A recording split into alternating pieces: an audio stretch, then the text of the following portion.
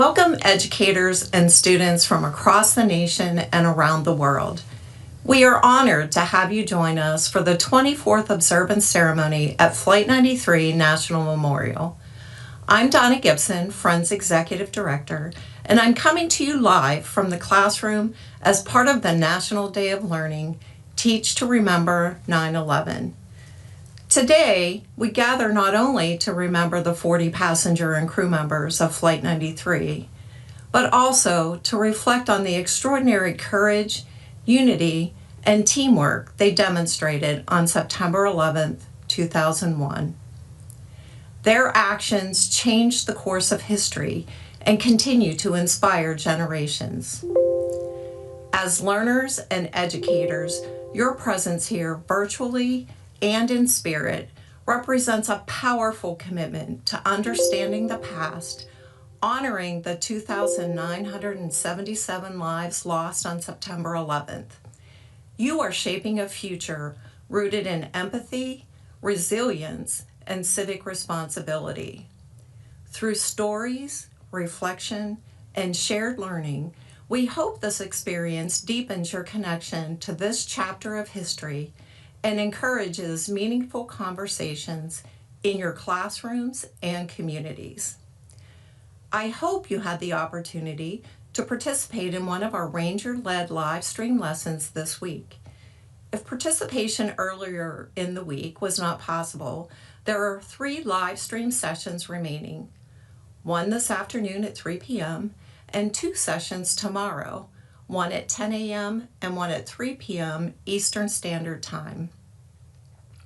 Please know, we have recorded all 3 live stream sessions and will make the content available for your access through the end of December of 2025. Thank you for being part of this important day of remembrance and education. In a few minutes, Stephen Clark, Superintendent of the National Park Service, will be joining us to facilitate the 24th observance ceremony here at Flight 93 National Memorial. Thank you and have a wonderful day.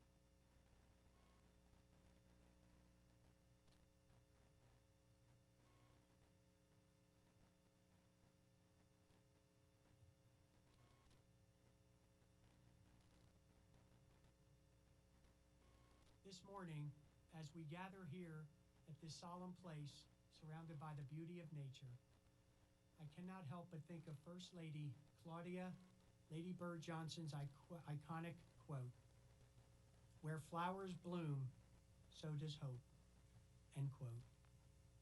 She said these words nearly 60 years ago, but they still ring true, especially here at this sacred ground. The landscape surrounding us, once a common field, is now a vibrant living memorial to the 40 passengers and crew members of Flight 93 who gave the ultimate sacrifice on September 11, 2001. The transformation of this special place and our dedication to its preservation in their memory give us hope that future generations will continue to come here to be inspired by the heroic actions of 40 ordinary people. I begin today with a special welcome to the thousands of students joining us virtually from across the country and the world as part of our Teach to Remember 9/11, a National Day of Learning. We thank the next generation and their teachers, representing 29 states across our nation, to include Hawaii, and ranging from middle schools, high schools, and 15 colleges, 238 schools in all, who are embracing our ceremony at this very moment this morning. In addition to schools here in the United States, also participating are students from Canada, Romania, and Ghana. We welcome all of you and thank you for allowing us to bring this beautiful ceremony and the spirit of the 40 heroes to your classroom. Good morning.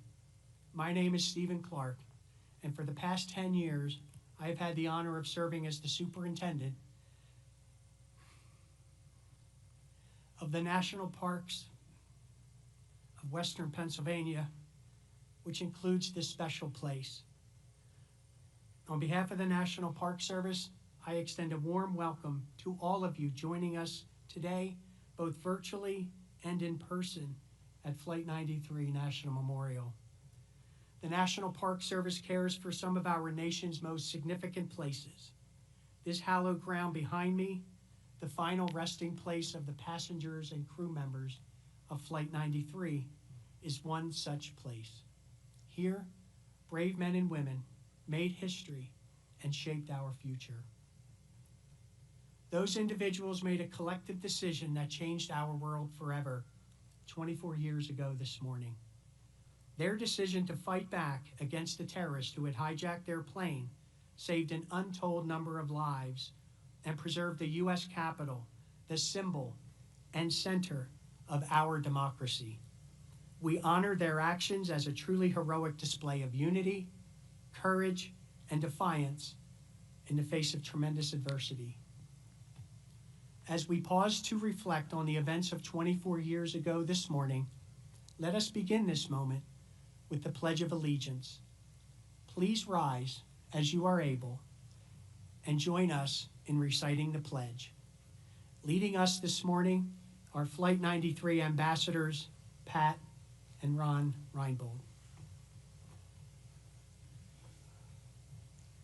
I pledge allegiance to the flag of the United States of America and to the republic for which it stands, one nation, under God, indivisible, with liberty and justice for all.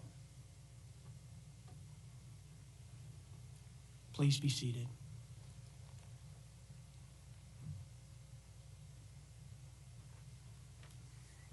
Thank you, Pat and Ron, Mr. and Mrs. Reinbold, as I like to refer to them, for leading today's Pledge of Allegiance and for your 15 years of dedicated service to this special place. I would also like to thank all of our Flight 93 volunteer ambassadors, both past and present, for their unwavering commitment in assisting us in fulfilling our mission. Friends, partners, colleagues, local, state, and federal elected officials here with us this morning, as well as members of the administration, welcome to this very special place. It is our honor to further extend this welcome to a delegation of senior officials from the countries of Canada, Australia, New Zealand, and the United Kingdom. Seeing the story of Flight 93 cross borders and impact people from all over the world reignites our daily commitment to always remember the heroes of Flight 93. Above all, and with heartfelt warmth, we welcome the many family members and loved ones of the passengers and crew members of Flight 93. We are honored that you are joining us this morning, both in person and virtually, from literally all over the world. We are forever grateful for your ongoing support to this memorial, its partners, and to the National Park Service through its mission of caring for this special place. You have seen us through many seasons and have assisted us in the growth in countless ways. In the spring, as wildflowers and trees bloom across these many acres after the harsh winters, we are privileged, truly privileged, ladies and gentlemen, that you return here year after year to honor your loved ones at their final resting place. Your participation in today's ceremony and your continued willingness to share their story with the world embodies the very essence of this sacred place, a memorial created to honor 40 individuals, most of them strangers to one another, who joined together as one over the skies of western Pennsylvania with resolute heroism. It is with the spirit of their collective action that the National Park Service works side by side with our partners, neighbors, and community members to ensure that the 40 members whose names are inscribed on this marble wall behind me are never forgotten, and that this new generation and those that follow can learn from their inspiring story. We must always remember what happened 24 years ago today, when an attack on our nation brought forth an inspiring show of courage from the passengers and crew members aboard Flight 93. Confronted by an unprecedented situation, united as one, they drew upon a reserve of inner strength to face that challenge. It is our duty, and indeed our honor, to do all we can to meet our own challenges with the same spirit of strength, unity, and determination demonstrated by the 40 heroes that morning. Rising to meet another unexpected challenge here at the memorial, last year the National Park Service and the Friends of Flight 93 initiated the first phase of a public-private campaign entitled the Resiliency Project. This multi-year project seeks to revitalize the nearly 2,000 deciduous trees within the 40 memorial groves and the Alley Trail. With the tremendous support of the National Park Service's Olmsted Center for Landscape Preservation, experts from Cornell University, Pennsylvania State University, and the State University of New York College of Environmental Science and Forestry, we have begun the process of improving tree health and soil conditions to ensure that these living tributes planted for each of the 40 heroes will remain here growing strong for future generations. We thank these organizations and these prestigious institutions for their expertise and their commitment to seeing this long-term project through to completion. We also extend our deepest gratitude and appreciation for the unwavering support of the Friends of Flight 93, led by Executive Director Donna Gibson. From the Resiliency Project to the Teach to Remember Project, the Friends organization and their board of directors have provided essential volunteers, resources, and community engagement with class and dignity. We thank the entire Friends organization for their passionate and resilient commitment to assist us all in fulfilling our mission. Helping to honor the 40 passengers and crew members this morning is retired forester Scott Eggerud. For many years, Scott provided essential technical assistance in our reforestation efforts. He and the staff at the Department of the Interior's Office of Surface Mining Reclamation Enforcement, or OSMRE for short, supported the decade-long effort to reforest this former coal surface mine with native tree species. Scott will lead the reading of their names, joined by family members who have made their journey here from across our great nation and around the world to read the name of their loved one. Joining Scott and family members are Chet Edwards and Michael French. For 12 years, Chet, a now retired reclamation specialist and field supervisor for OSMRE, served as a volunteer and team leader in our reforestation efforts. Chet is joined by Michael French, the director of Green Forests Work, a nonprofit organization who has provided funding, tree seedlings, equipment, and expertise to the memorial. After each name is read this morning, Chet and Michael will ring the bells of remembrance in memory of the 40 passengers and crew members of Flight 93. Through the guidance and dedication of experts like these gentlemen, more than 4,800 volunteers planted over 152,000 tree seedlings on 216 selected acres of the memorial. Collectively, we offer our sincerest respect, appreciation, and gratitude to the entire reforestation team, and especially the members of the Office of Surface Mining, Reclamation, and Enforcement.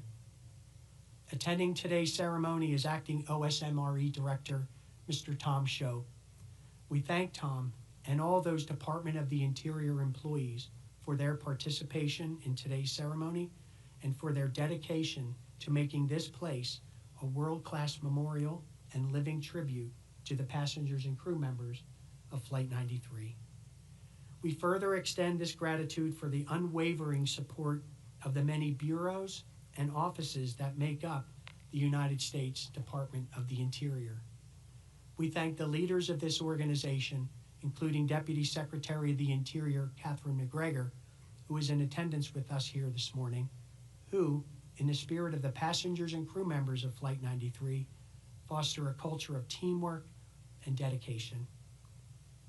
As we prepare for the reading of the 40 heroes' names, followed by the beautiful bells of remembrance, let us all, at this moment, reflect on their actions on this very morning 24 years ago and how their sacrifice ultimately saved the lives of so many.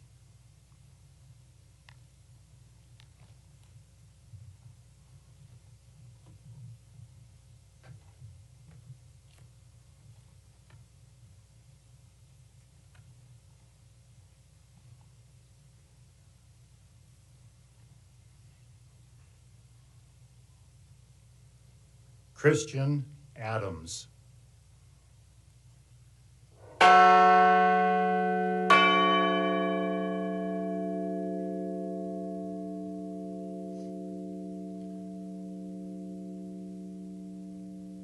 Lorraine G.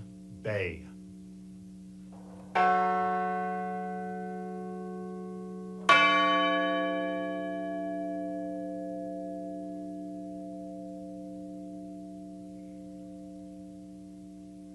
Todd M. Beamer.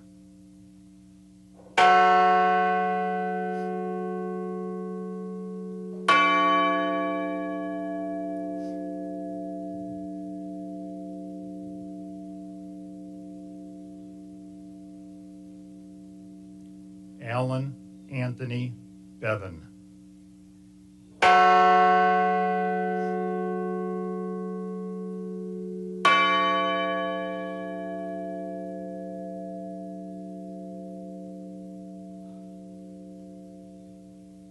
Gerald Mark Kendall Bingham.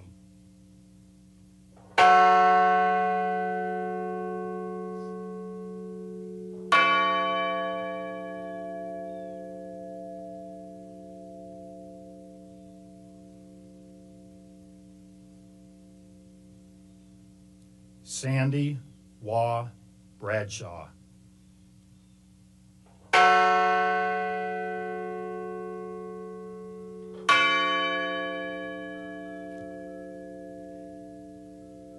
Diora Frances Bodley.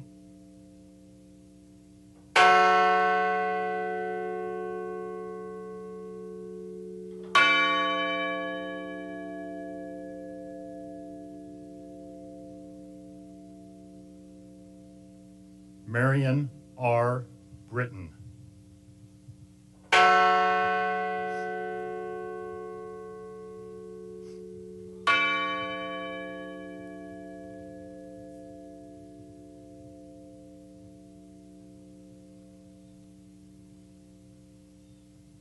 Thomas E. Barnett, Jr.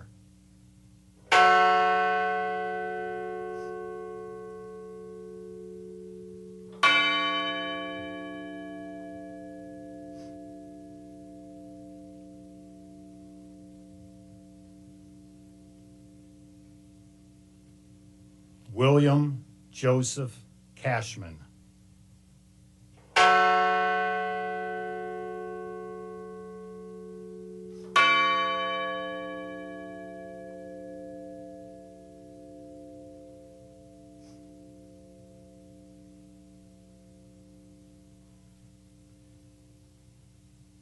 My sister, Georgine Rose Corrigan Marisay.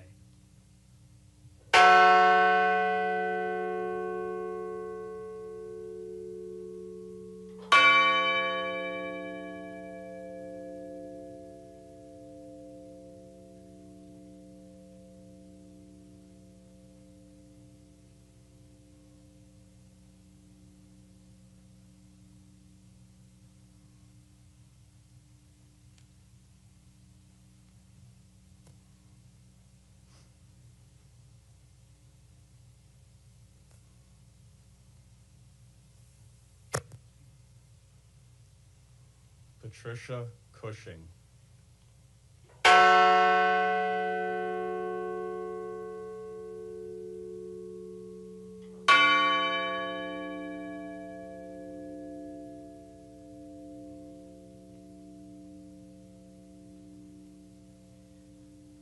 A wonderful son, brother, father, and superior pilot, my cousin, Captain Jason M. Dahl.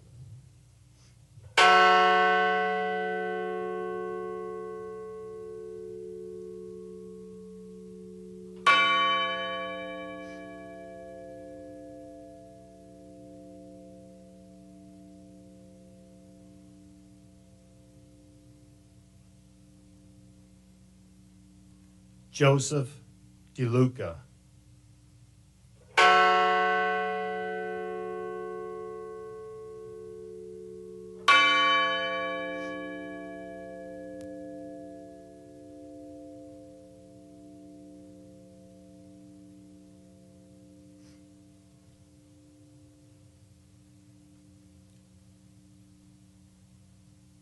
Patrick Joseph Driscoll.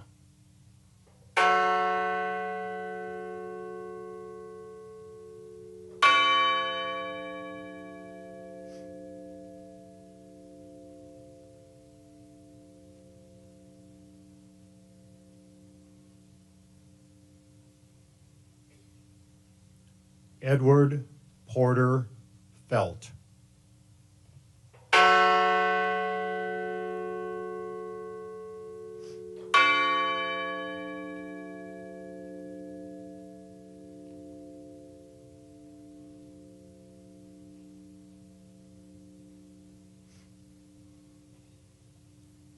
Jane C. Folger.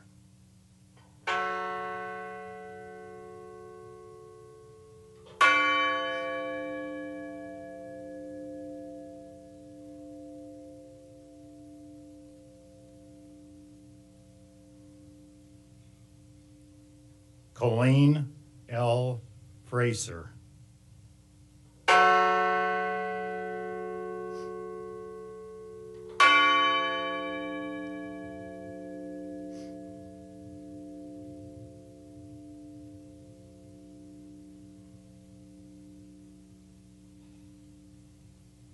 Andrew Sonny Garcia.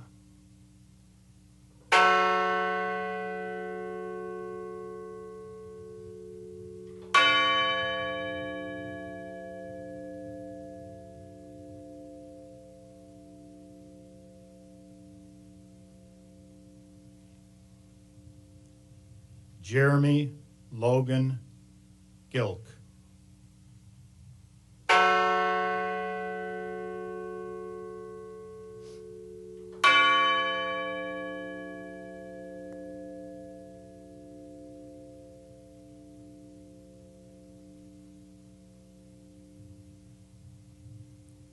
Kristen Osterholm White Gould.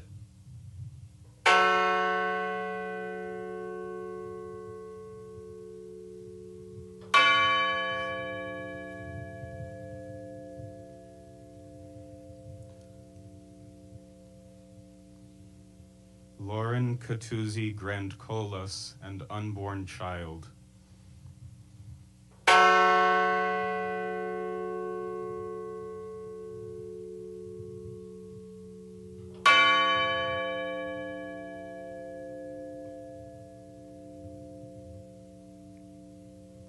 My sister, Wanda Anita Green.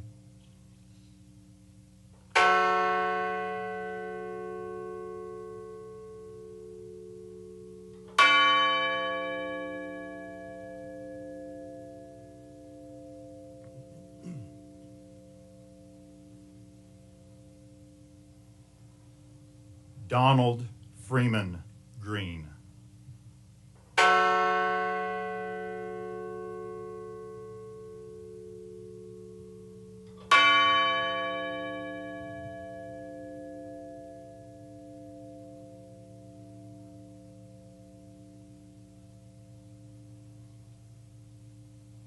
Linda Grunland.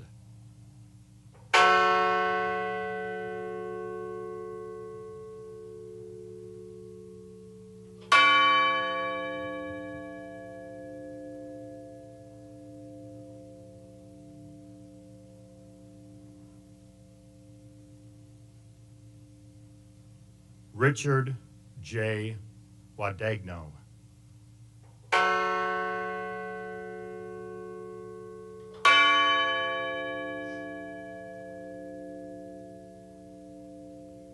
First Officer Leroy Wilton Homer.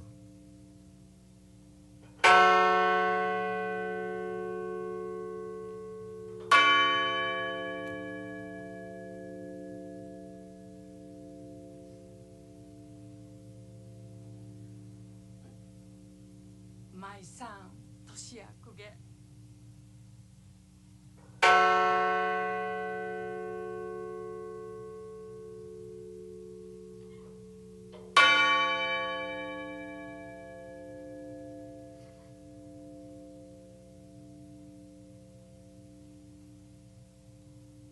Cece Ross Lyles.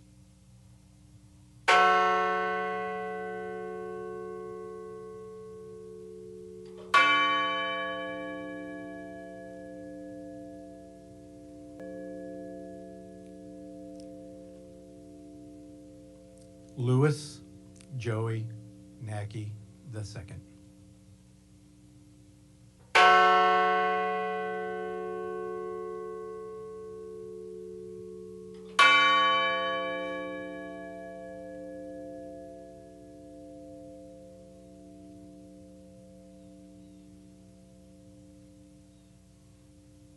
Donald Arthur Peterson.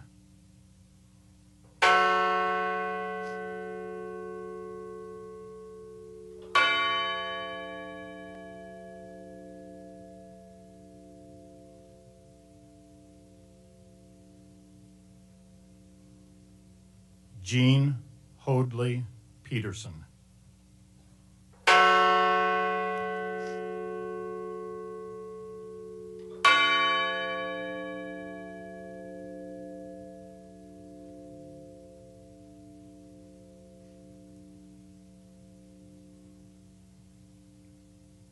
Mark David Rothenberg.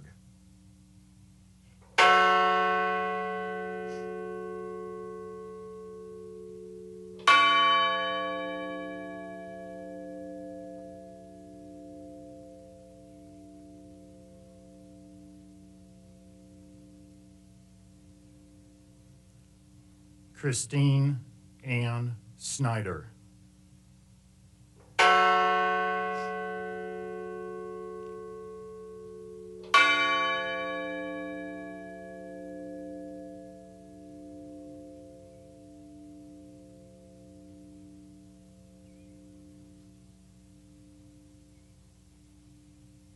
John Talagnani.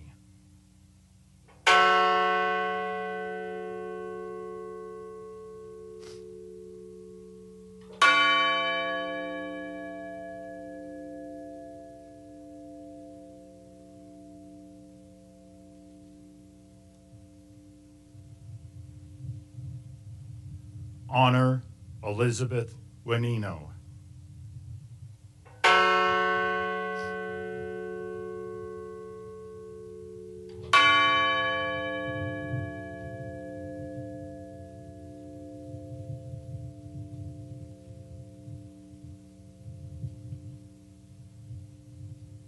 Deborah Jacobs Welch.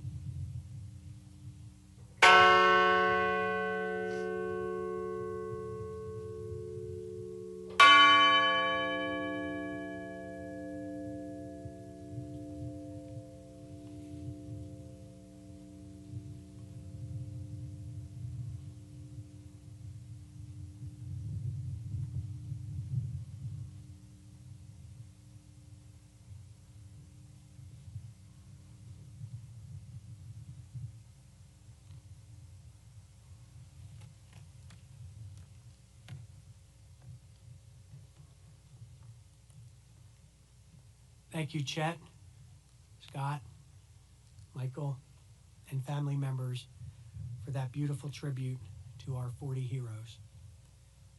At this time, let us join together in spirit for a moment of remembrance and solitude by offering an interfaith prayer of resiliency, healing, and peace. Leading our invocation will be Reverend Robert J. Way. Pastor Bob, as he is better known, was a new pastor at the Good Shepherd Lutheran Cooperative in Shanksville, Pennsylvania on September 11, 2001. He provided comfort and counsel to local community members and went on to serve as a volunteer ambassador here at the memorial and on the task force that helped develop this beautiful landscape you see here today. Reverend?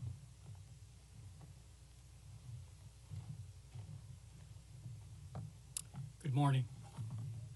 Please join me in a moment of silence to honor the heroes of Flight 93 as a group, as we have just lifted them up individually.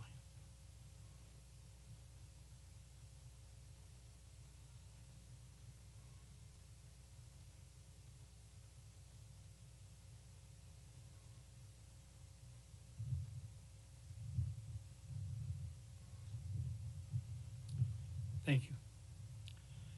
Approximately 23 years ago, a collaborative group of stakeholders, including local community members, first responders, government officials, and representatives from the Flight 93 families, gathered to discuss erecting a memorial to honor the 40 individuals who heroically fought against terrorists to prevent further loss of life.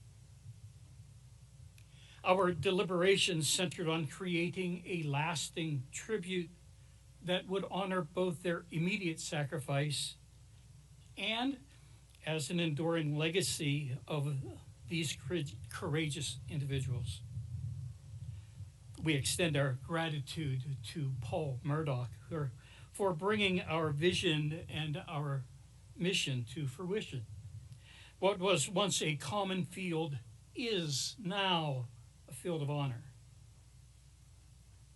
It is our privilege to continue moving forward to preserve and nurture this hallowed place, hallowed not by us, but by the lives of your loved ones.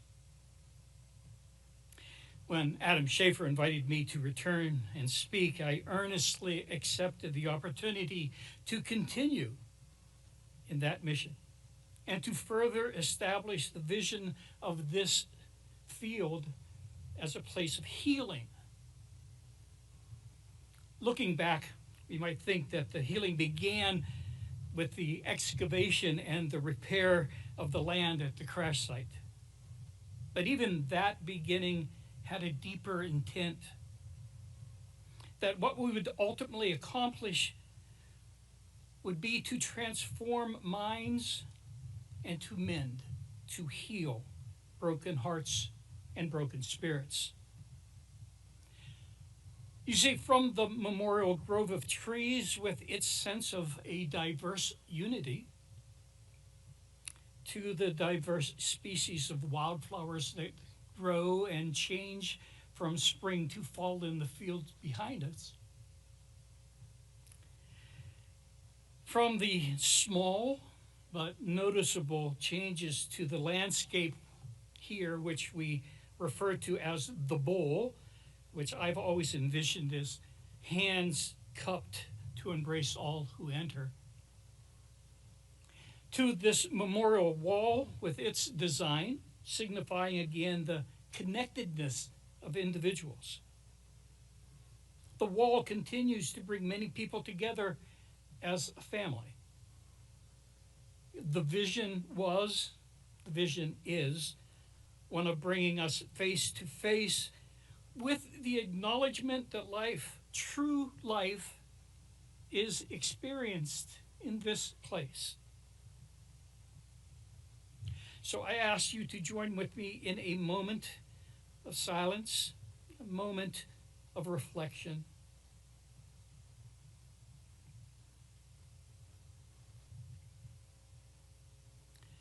Holy God, we ask that you would be with us.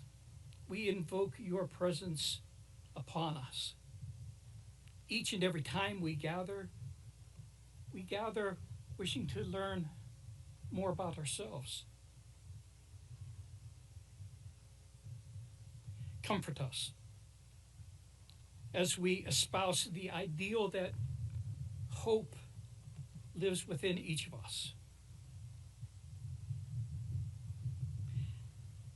Be with our families as they continue to mourn even after many years, because loss is always loss.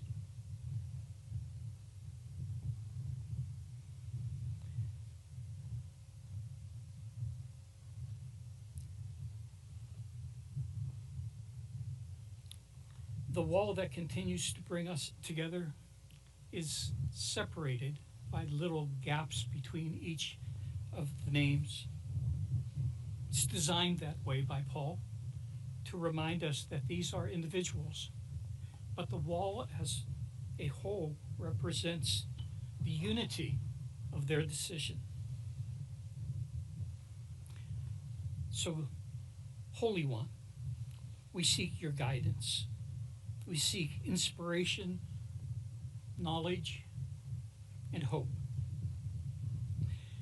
We seek your guidance as we persist in our efforts to affirm that life always triumphs, that life continues even amid heinous terrorist acts.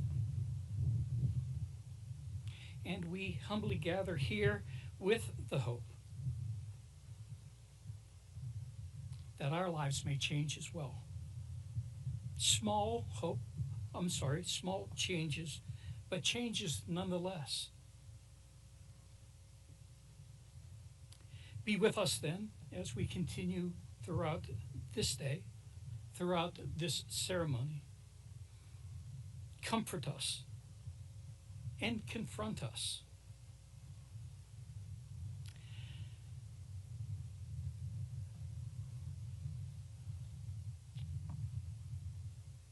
The philosopher John Stuart Mill once said, I won't quote, I don't know his exact words, but it went something on this order.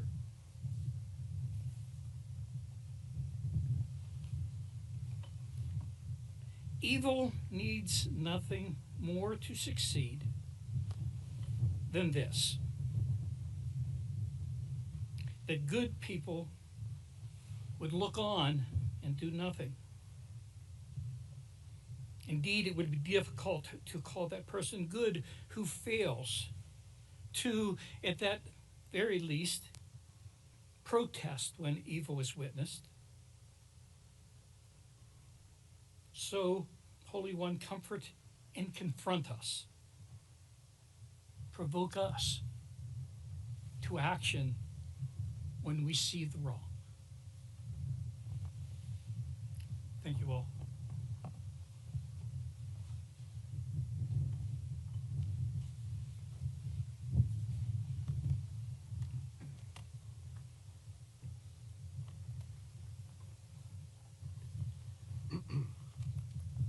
Thank you, Reverend Way. It was absolutely beautiful. The 40 brave men and women aboard Flight 93 were among other heroes to emerge on that tragic day. One does not have to look far to inspiring stories of tremendous strength and resiliency in the face of terror. Future generations learning about the events of September 11th can find countless examples here at Flight 93 National Memorial, in New York, and at the Pentagon of ordinary people who willingly risked their own lives in an effort to help and save others.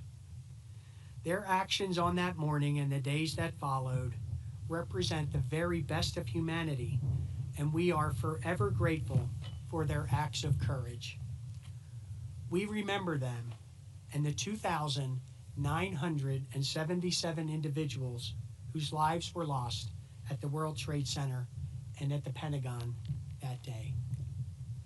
The men and women at Flight 93 National Memorial are honored to work side by side with many individuals and groups to ensure that they are never forgotten. I wish to highlight several of those neighboring organizations this morning.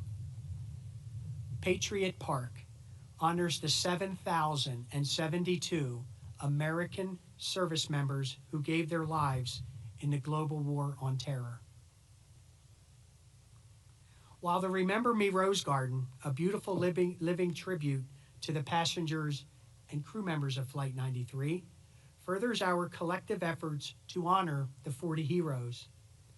A visit to these sites provides additional opportunities for visitors to Flight 93 National Memorial to pay tribute to America's heroes. And finally, the September 11th National Memorial Trail. Founded by David Brickley, who is joining us this morning, this trail, ladies and gentlemen, this trail brings walkers, runners, and cyclists to this site as part of a 1,500-mile system which connects the three 9/11 attack sites.